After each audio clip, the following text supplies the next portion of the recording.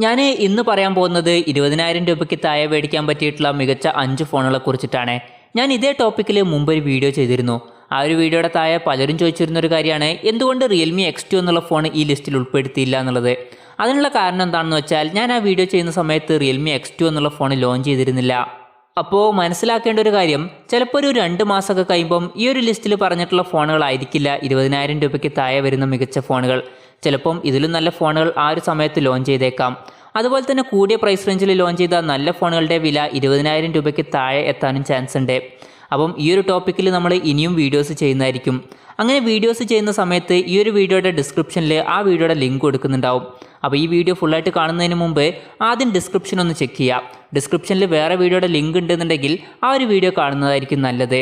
പിന്നെ ഇതുപോലുള്ള വീഡിയോസ് ഇനിയും കാണാൻ താല്പര്യമുണ്ടെന്നുണ്ടെങ്കിൽ ഈ ചാനലൊന്ന് സബ്സ്ക്രൈബ് ചെയ്യാവുന്നതാണ്.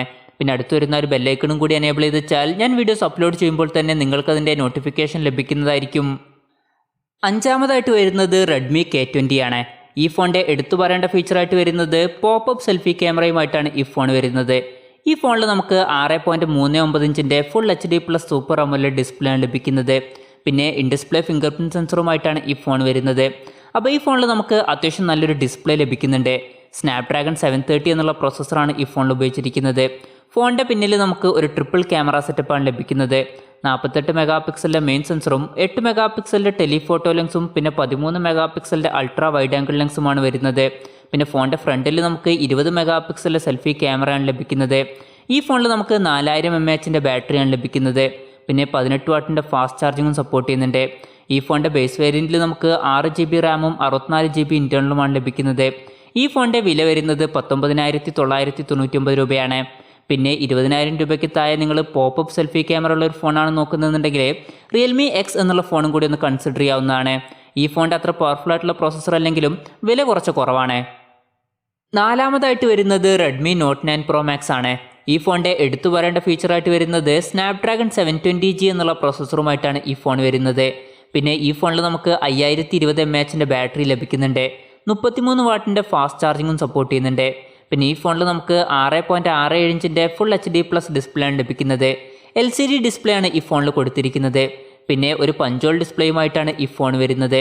ഈ ഫോണിൻ്റെ ഫിംഗർ പ്രിൻറ്റ് സെൻസർ വരുന്നത് ഫോണിൻ്റെ സൈഡിൽ പവർ ബട്ടണിൽ ഇൻറ്റഗ്രേറ്റ് ചെയ്തിട്ടാണ്. ഫോണിൻ്റെ ബാക്കിൽ നമുക്ക് ഒരു ക്വാഡ് ക്യാമറ സെറ്റപ്പാണ് ലഭിക്കുന്നത്.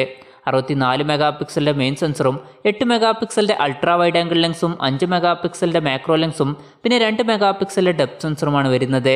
ഈ ഫോണിൻ്റെ ഫ്രണ്ടിൽ നമുക്ക് 32 മെഗാ പിക്സലിൻ്റെ സെൽഫി ക്യാമറ ലഭിക്കുന്നുണ്ട്. പിന്നെ ഫോണിൻ്റെ ബാക്കിൽ നമുക്ക് ഗ്ലാസ് ബാക്ക് ബോഡിയാണ് ലഭിക്കുന്നത്. ഈ ഫോണിൻ്റെ വില വരുന്നത് 14,999 രൂപ മാത്രമാണ്. മൂന്നാമതായിട്ട് വരുന്നത് റിയൽമി 6 Pro ആണ്. ഈ ഫോണിൻ്റെ എടുത്തു പറയേണ്ട ഫീച്ചറായിട്ട് വരുന്നത് ഈ ഫോണിൻ്റെ ഡിസ്പ്ലേയിൽ 90 Hz റിഫ്രഷ് റേറ്റ് സപ്പോർട്ട് ചെയ്യുന്നുണ്ട്. പിന്നെ സ്നാപ്ഡ്രാഗൺ 720G എന്നുള്ള പ്രോസസ്സറുമായിട്ടാണ് ഈ ഫോൺ വരുന്നത്. ഈ ഫോണിൻ്റെ പിന്നിൽ നമുക്ക് ഒരു ക്വാഡ് ക്യാമറ സെറ്റപ്പാണ് ലഭിക്കുന്നത്. 64 മെഗാ പിക്സലിൻ്റെ മെയിൻ സെൻസറാണ് വരുന്നത്. പിന്നെ 12 മെഗാ പിക്സലിൻ്റെ ഒരു ടെലിഫോട്ടോ ലെൻസ് വരുന്നുണ്ട്. ഈ ഒരു പ്രൈസ് റേഞ്ചിൽ സാധാരണ കാണാത്തൊരു കാര്യമാണ് ടെലിഫോട്ടോ ലെൻസ് എന്നുള്ളത്. പിന്നെ 8 മെഗാ പിക്സലിൻ്റെ അൾട്രാ വൈഡ് ആംഗിൾ ലെൻസും 2 മെഗാ പിക്സലിൻ്റെ മാക്രോ ലെൻസും വരുന്നുണ്ട്. ഫോണിൻ്റെ ഫ്രണ്ടിൽ നമുക്ക് ഒരു ഡ്യുവൽ ക്യാമറ സെറ്റപ്പ് ലഭിക്കുന്നുണ്ട്. 16 മെഗാ പിക്സലിൻ്റെ മെയിൻ സെൻസറും 8 മെഗാ പിക്സലിൻ്റെ അൾട്രാ വൈഡ് ആംഗിൾ ലെൻസുമാണ് വരുന്നത്. പിന്നെ ഈ ഫോണിൽ നമുക്ക് 6.6 ഇഞ്ചിൻ്റെ ഫുൾ HD+ ഡിസ്പ്ലേ ആണ് ലഭിക്കുന്നത്. ഈ ഫോണിൽ AMOLED ഡിസ്പ്ലേ ഒന്നും കൊടുത്തിട്ടില്ല. LCD ഡിസ്പ്ലേ ആണ് ഈ ഫോണിൽ കൊടുത്തിരിക്കുന്നത്. പിന്നെ ഡ്യുവൽ പഞ്ചോൾ ഡിസ്പ്ലേയുമായിട്ടാണ് ഈ ഫോൺ വരുന്നത്. ഫോണിൻ്റെ ഫിംഗർ പ്രിൻറ്റ് സെൻസർ വരുന്നത് ഫോണിൻ്റെ സൈഡിൽ പവർ ബട്ടണിൽ ഇൻറ്റഗ്രേറ്റ് ചെയ്തിട്ടാണ്. പിന്നെ 4300 mAh ബാറ്ററിയുമായിട്ടാണ് ഈ ഫോൺ വരുന്നത്. 30 വാട്ടിൻ്റെ ഫാസ്റ്റ് ചാർജിങ് സപ്പോർട്ട് ചെയ്യുന്നുണ്ട്. പിന്നെ ഈ ഫോണിൻ്റെ വില വരുന്നത് 16,999 രൂപയാണ്. രണ്ടാമതായിട്ട് വരുന്നത് റിയൽമി X2 ആണ്. ഈ ഫോണിൻ്റെ എടുത്തു പറയേണ്ട ഫീച്ചറായിട്ട് വരുന്നത് 6.4 ഇഞ്ചിൻ്റെ ഫുൾ HD+ AMOLED ഡിസ്പ്ലേയുമായിട്ടാണ് ഈ ഫോൺ വരുന്നത്. അപ്പോൾ നല്ല വൈബ്രൻ്റ് ആയിട്ടുള്ള ഒരു ഡിസ്പ്ലേ ആയിരിക്കും ഈ ഫോണിൽ നമുക്ക് ലഭിക്കുക. നിങ്ങൾ ഫോണിൽ കൂടുതൽ സിനിമയും അതുപോലെ വീഡിയോസൊക്കെ കാണുന്ന ആൾക്കാരാണെന്നുണ്ടെങ്കിൽ നിങ്ങൾക്ക് സെലക്ട് ചെയ്യാൻ പറ്റിയിട്ടുള്ള ഒരു ഫോൺ റിയൽമി X2 ആണ്. അതല്ലാന്നുണ്ടെങ്കിൽ റെഡ്മി K20 എന്നുള്ള ഫോണും പിന്നെ ഞാൻ ഈ ലിസ്റ്റിൽ ഉൾപ്പെടുത്താത്ത റിയൽമി X എന്നുള്ള ഫോണും അതുപോലെ റിയൽമി XT എന്നുള്ള ഫോണും കൂടി നിങ്ങൾക്ക് കൺസിഡർ ചെയ്യാവുന്നതാണ്. പിന്നെ എടുത്തു പറയേണ്ട മറ്റൊരു കാര്യം സ്നാപ്ഡ്രാഗൺ 730G എന്നുള്ള പ്രോസസ്സറുമായിട്ടാണ് ഈ ഫോൺ വരുന്നത്. അപ്പോൾ അത്യാവശ്യം നല്ലൊരു പെർഫോമൻസും ഈ ഫോണിൽ നമുക്ക് ലഭിക്കും. പിന്നെ വാട്ടർ ഡ്രോപ്പ് നോച്ച് ഡിസൈനിലുള്ള ഒരു നോച്ചുമായിട്ടാണ് ഈ ഫോൺ വരുന്നത്. ഈ ഫോണിൽ നമുക്ക് in display finger print sensor ലഭിക്കുന്നുണ്ട്. ഫോണിൻ്റെ ബാക്കിൽ നമുക്ക് ഒരു ക്വാഡ് ക്യാമറ സെറ്റപ്പാണ് ലഭിക്കുന്നത്. 64 മെഗാ പിക്സലിൻ്റെ മെയിൻ സെൻസറും 8 മെഗാ പിക്സലിൻ്റെ അൾട്രാ വൈഡ് ആംഗിൾ ലെൻസും 2 മെഗാ പിക്സലിൻ്റെ ഡെപ്ത് സെൻസറും പിന്നെ 2 മെഗാ പിക്സലിൻ്റെ മാക്രോ ലെൻസുമാണ് നമുക്ക് ലഭിക്കുന്നത്. ഫോണിൻ്റെ ഫ്രണ്ടിൽ നമുക്ക് 32 മെഗാ പിക്സലിൻ്റെ സെൽഫി ക്യാമറ ലഭിക്കുന്നുണ്ട്. ഈ ഫോണിൽ നമുക്ക് 4000 mAh ബാറ്ററിയാണ് ലഭിക്കുന്നത്. പിന്നെ 30 വാട്ടിൻ്റെ ഫാസ്റ്റ് ചാർജിങ് സപ്പോർട്ട് ചെയ്യുന്നുണ്ട്. ഈ ഫോണിൻ്റെ വില വരുന്നത് 16,999 രൂപയാണ്. ഒന്നാമതായിട്ട് വരുന്നത് പോക്കോ X2 ആണ്. ഈ ഫോണിൻ്റെ എടുത്തു പറയേണ്ട ഫീച്ചറായിട്ട് വരുന്നത് ഈ ഫോണിൻ്റെ ഡിസ്പ്ലേയിൽ 120 ഹെർട്സിൻ്റെ റിഫ്രഷ് റേറ്റ് സപ്പോർട്ട് ചെയ്യുന്നുണ്ട്.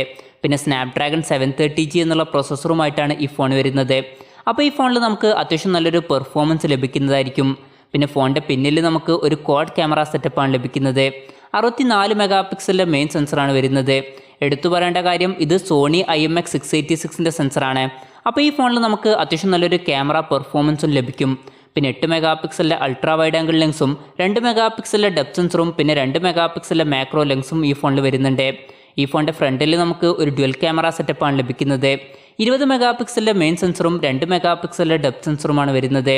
പിന്നെ ഈ ഫോണിൽ നമുക്ക് 6.67 ഇഞ്ചിൻ്റെ ഫുൾ HD+ ഡിസ്പ്ലേ ആണ് ലഭിക്കുന്നത്. ഈ ഫോണിൽ നമുക്ക് AMOLED ഡിസ്പ്ലേ ലഭിക്കുന്നില്ല എന്നുള്ളൊരു കാര്യം വരുന്നുണ്ട്. LCD ഡിസ്പ്ലേ ആണ് ഈ ഫോണിൽ കൊടുത്തിരിക്കുന്നത്. പിന്നെ ഡ്യുവൽ പഞ്ച് ഡിസ്പ്ലേയുമായിട്ടാണ് ഈ ഫോൺ വരുന്നത്.